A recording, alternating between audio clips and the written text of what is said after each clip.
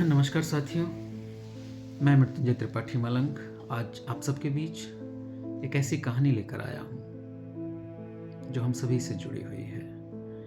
देवियों और सज्जनों, आज हम एक ऐसे युग में जी रहे हैं जहाँ स्टेटस तो अपडेट हो रहे हैं लेकिन रिश्ते आउटडेटेड होते जा रहे हैं। हमारे पास हजारों फ्रेंड्स हैं पर दुख बांटने के लिए कोई कंधे पर हाथ रखने वाला नहीं।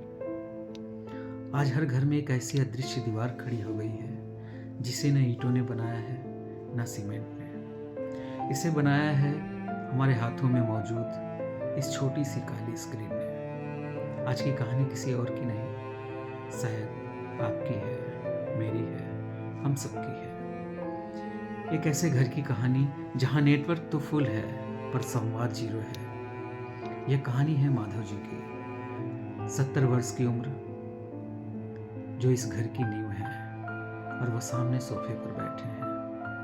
उनका बेटा अंकित, बहू स्नेहा और पोता आरव।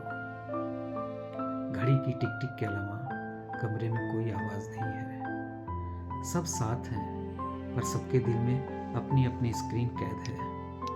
माधव जी अक्सर कुछ कहना चाहते हैं, कभी अपनी दवाइयों के बारे में, कभी अपनी पुरानी यादों के बारे में, पर हर बार अंकित का कॉन्फ्रेंस कॉल या स्नेहा का रील्स वाला वीडियो उनकी आवाज को दबा देता है। एक रात कुदरत को शायद उन पर तरस आ गया।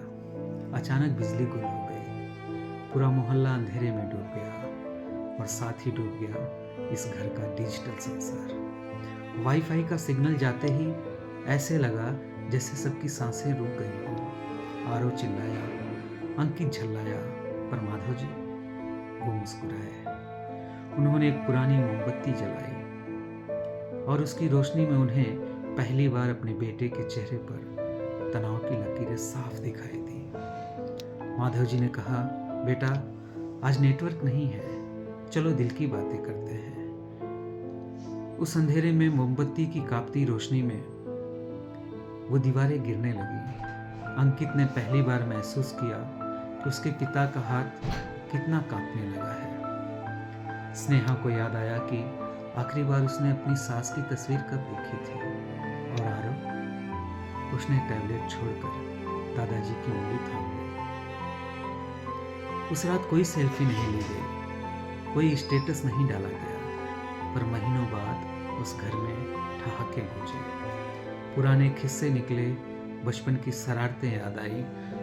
अंकित को समझ में आया कि वह जिसे सक्सेस समझकर दिन रात भाग रहा था, वह दरअसल अपनों से दूर होने की एक दौड़ थी। बिजली तो सुबह आ गई, पर उस परिवार के भीतर जो उजाला हुआ था वो उस बिजली का मोहताज नहीं था। दोस्तों, मोबाइल की बैटरी तो दोबारा चार्ज हो जाएगी, लेकिन अगर रिश्तों की बैटरी डेड हो गई तो उसे दुनिया का कोई पावर बैंक चार्ज नहीं कर पाएगा। इससे पहले कि आपके घर का सन्नाटा चीखने लगे, मोबाइल को एक तरफ रखिए और बगल में बैठे अपने माता पिता, अपने जीवन साथी या अपने बच्चों की आंखों में झांक कर पूछिए, और बताओ कैसे हो। विश्वास मानिए, लाइक और कमेंट से कहीं ज़्यादा सुकून इस बातचीत में मिलेगा। हर हर महादेव, जय शिव शंभू।